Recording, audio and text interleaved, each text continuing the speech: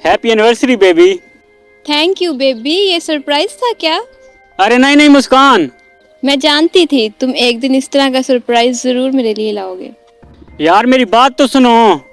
नहीं, तुम मेरी बात सुनो। Thank you so much baby, thank you so much मुझे इतना प्यार करने के लिए और इतना बड़ा सरप्राइज देने के लिए।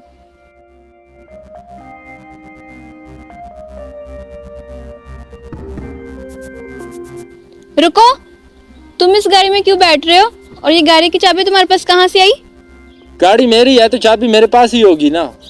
ये गाड़ी तुम्हारी नहीं है? यार ये गाड़ी मेरी नहीं है, मैं आपको कब से समझाने की कोशिश कर रहा हूँ लेकिन आप मेरी बात ही नहीं मान रही। तो फिर सरप्राइज क्या था? सरप्राइज? सरप्राइज तो ये फूल था तुम्हारे लिए जो तुम्हारे हाथ में आए। पता है, सारी गलती मेरी है जो मैं तुम जैसे फटीचर से दिल लगा बैठी और उम्मीदें लगा बैठी। यार थोड़े से टाइम की बात है, फिर तुम जैसे चाहोगी वैसा होगा। मैं भी गाड़ी ले लूंगा, इंशाल्लाह हम भी पुरसकून से जिंदगी गुजारेंगे। तुम्हें जो कुछ भी लेना होगा ना वो मैं तुम्हें खरीद कर दूंगा। मैं कोई छोटी बच्ची हूँ जो ये फूल लूंगी?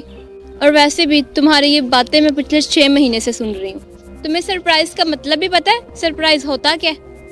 मुझे तुम्हारे साथ रहना ही नहीं है, मैं तुम्हारे साथ ब्रेकअप करती हूँ। हेलो मैडम, इतनी छोटी छोटी बातों में कोई ब्रेकअप नहीं करता। आप हमारे बीच में ना ही बोलें तो बेहतर होगा। मुस्कान प्लीज, मैं आपसे बहुत प्यार करता हूँ, मैं तुम्हारे लिए मेहनत कर रहा हूँ और तुम मेरे साथ ऐसा कर रही हो। बस तुम बातें ही बनाते रहना, तुमने किया ही क्या है मेरे लिए? मुस्कान प्लीज मेरा यकीन करो, ऐसा कुछ भी नहीं है।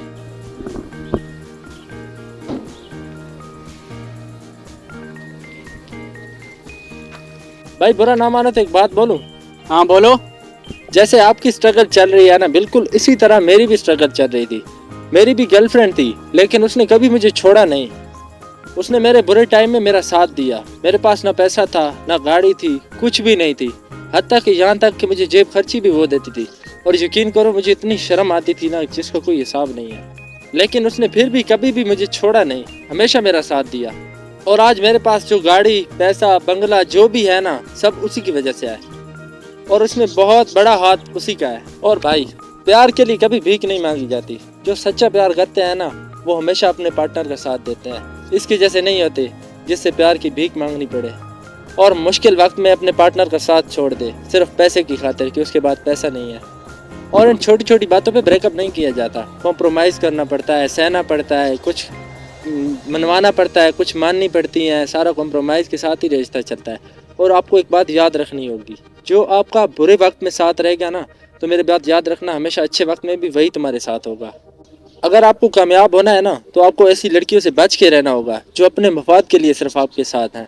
बाकी आप खुद बड़े हैं माशाल्लाह से, समझदार हैं, समझ तो गए होंगे। मैं चलता हूँ।